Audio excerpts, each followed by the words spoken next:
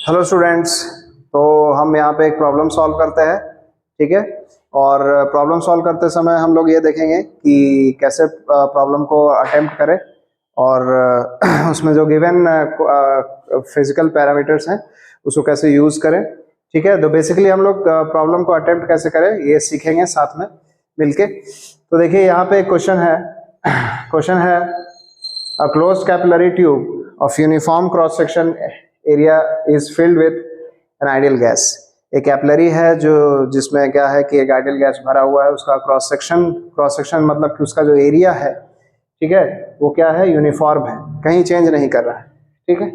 अब इतना पढ़ लिया तो क्वेश्चन इसको दिमाग में फिट हो गया कि एक इमेज बन रहा है कि क्वेश्चन कैसा है, ठीक है। Temperature of the gas at one and is 200 kelvin, ठीक है। एक एंड पे टेम्परेचर 200 केल्विन है, दूसरे पे 400 केल्विन है, ठीक है। मतलब कि आपका इमेज बन रहा है कि एक कैपिलरी है, इस एंड पे 200 केल्विन है, अगले एंड पे 400 केल्विन है। क्लियर है स्टूडेंट? ठीक है। It varies linearly from one end to another, linearly vary करता है, इस लाइन पे ध्यान दीजिएगा, लीनियरली वेरी करता है, ठीक है। And if pressure of gas is P naught, pressure of gas P naught है और वॉल्यूम वी नॉट है, then number of moles contain in a capillary, total number of moles कितना कैपिलरी में content होगा।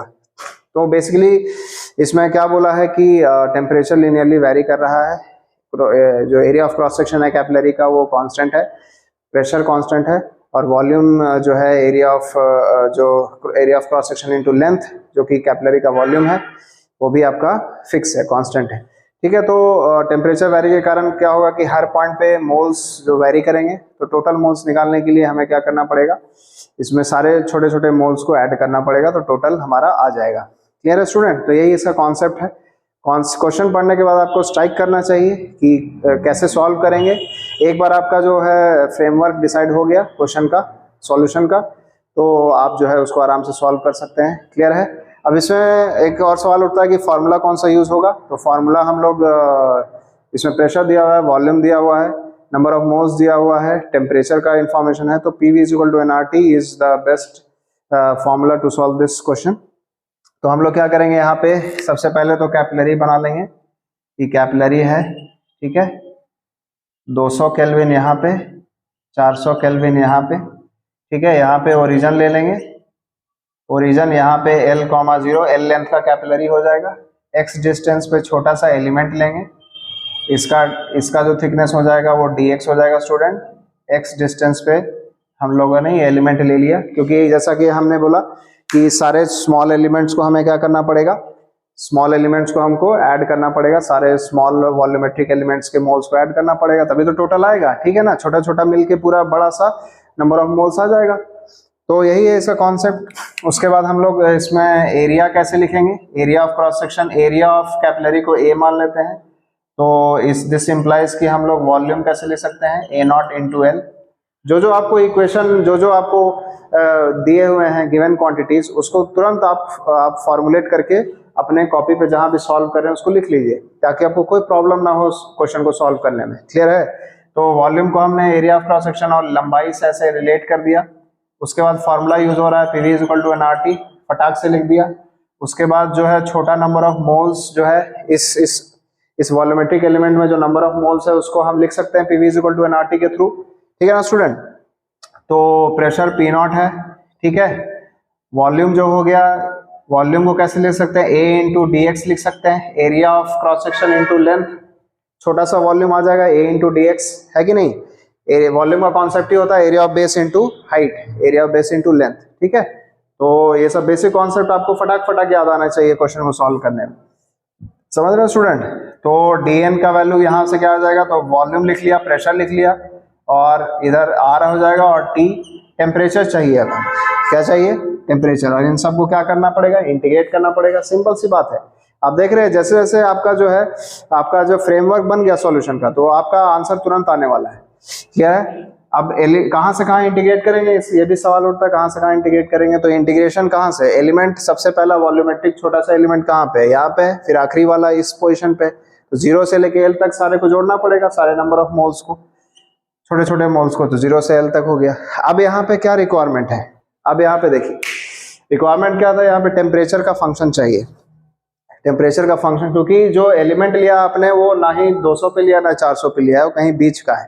क्या टेम्परेचर होगा ये पता नहीं, तो टेम्परेचर का हमें फंक्शन चाहिए।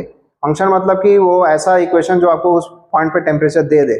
तो ये चीज़ आपको यहाँ पे ये जो वर्ड है, यहाँ पे ये जो वर्ड है स्टूडेंट, ये हेल्प करेगा। लीनियर वेरिएशन, तो जानते हैं लीनियर वेरिएशन का जो फॉर्मूला होता है वो क्या होता है कि कहीं पे भी लीनियर वेरिएशन का फॉर्मूला जो होता है y2 minus y1, y minus y1, ठीक है, y minus y1 is equal to y2 minus y1, x2 minus x1, x minus x1, ठीक है। फटाक से इसको लगा देना आपको, ये लीनियर इक्वेशन का होता है। लीनियर इक्वेशन फिजिक्स में काफी काम आता है, इसको आपको ध्यान रखना। कहीं भी लीनियर वेरिएशन है, आपके जो मेंस और एडवांस में कहीं पे भी आपके क्वेश्चन आते हैं तो वो बेसिकली लीनियर वेरिएशन का ही मोस्टली रहता है। तो ये इक्वेशन आपको बहुत काम आने वाला है, पर्सनल एक्सपीरियंस से बता रहा हूँ, तो ये आपको बहुत काम आएगा। अब y पे हम लोग क्या प्लॉट किए हैं, y पे हम लोग टेम्परेचर प्लॉट किए और x पे हम लोग लेंथ को प्लॉट किए, x ही प्लॉटेड है। तो y जो हो गया t हो गया x1, y1 कितना हो जाएगा जो स्टार्टिंग का है और फाइनल का है, तो स्टार्टिंग का 200 हो जाएगा, 200, y2 माइनस y1 200 हो जाएगा, 400 माइनस 200 डिवाइडेड बाई l हो जाएगा, टोटल लंबाई 0 से लेके l तक। और यहाँ पे x और x1 कितना है स्टूडेंट, x1 0 से l वेरी कर रहा है तो यहाँ 0 हो जाएगा, ठीक है। यहाँ से t आपका direct t as a function आ गया, वो कितना आ जाएगा 200। इसको सॉल्व करिएगा तो आपको आ जाएगा यहाँ पे l plus x divided by l, ये आपका सॉल्यूशन करके आ गया। तो देखिए सारा आपका जो इंफॉर्मेशन है वो क्वेश्चन में ही दिया रहता है, क्वेश्चन में ही आपका दिया रहता है, तो आपको उसी को यूज करना है। जो स्टूडेंट इफेक्टिवली उसको यूज कर लिया, सिलेक्शन उसी की गारंटीड हो जाती है, ठीक है। और जिन्होंने गिवन कंडीशंस को अच्छे से रिलेट नहीं कर पाए तो वो फंस जाते हैं कहीं ना कहीं, क्लियर है। तो tx हम उठा के सिंपली यहाँ पे डाल देंगे, tx कितना हो गया आप यहाँ पे देख लीजिए, तो इंटीग्रेशन यहाँ पे p नॉट, अच्छा a को हम लोग लिख सकते हैं, क्या लिख सकते हैं v नॉट बाई एल, तो यहाँ v नॉट हो जाएगा, l हो जाएगा, r हो जाएगा, tx को यहाँ से डाल देंगे तो यहाँ से 200 हो गया, ठीक है। और यहाँ से l प्लस x हो गया स्टूडेंट, ठीक है। और l ऊपर चला गया, l कट भी जाएगा और ऊपर क्या बच गया है dx। इंटीग्रेशन कहाँ से करना है, 0 से l तक करना है, क्लियर हो गया स्टूडेंट। अब देखिए यहाँ पे इसका इंटीग्रेशन आपको फटाक से आ जाएगा, v नॉट बाई कितना हो गया 200r हो गया, dx by l plus x का इंटीग्रेशन ln में हो जाता है। इसको आप पुट करिएगा, लिमिट पुट करिएगा तो ln 2l बाई l हो जाएगा। लॉग का फॉर्मूला आपको आना चाहिए, ठीक है। It's very important, maths is very important for physics. अगर आपको मैथ्स में दिक्कत है तो फिजिक्स में भी दिक्कत होना ही होना है। स्टूडेंट समझ आ रहा है, जो बता रहे हैं आप एकदम समझिए, क्वेश्चन को कैसे सॉल्व करना है, कैसे अप्रोच करना है, मैं आपको ये सवाल के थ्रू बता रहा हूँ। यहाँ से l कट गया, कौन सा मैच कर रहा है बेटा, कौन सा मैच कर रहा है देख लो, तो यहाँ पे ln 4 है, ये दोनों तो नहीं रहेगा, ln 2 यही दिख रहा है, v नॉट 200r ln 2। तो इस तरीके से सॉल्व होता है, ठीक है। अब ये क्वेश्चन को मैं बोलूंगा कि ये एडवांस में आने वाला सवाल है, मेंस का एक टफ क्वेश्चन हो सकता है। स्टूडेंट को ये अप्रोच नहीं आएगा कि टोटल नंबर ऑफ मोल्स कैसे निकाले, वेरिएशन को हम लोग यूज कैसे करें, ठीक है। तो क्वेश्चन आप जितना रिवाइज करिएगा कॉन्सेप्ट को, आपका स्ट्राइक उतना ही जल्दी करेगा कि कौन सा फॉर्मूला लगाना है।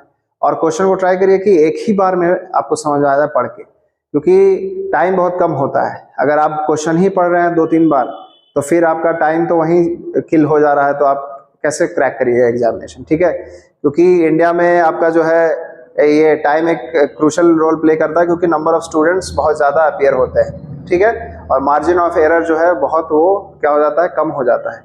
समझ आ रहा है स्टूडेंट, तो ट्राई करिए कि एक बार में क्वेश्चन समझ में आ जाए। गिवन पैरामीटर्स को आप फटाक से ऐसे लिख लीजिए, माइंड में एक इमेज बना लीजिए, क्वेश्चन का इमेज बना लीजिए, ठीक है। उसके बाद बेसिक जो मैथमेटिक्स है उसको आप यूज करिए। बेसिक मैथमेटिक्स में जैसे कि आपका इंटीग्रेशन अच्छा होना चाहिए, आपका कोई कोऑर्डिनेट ज्योमेट्री अच्छी होनी चाहिए, लीनियर इक्वेशंस अच्छे होने चाहिए, ठीक है।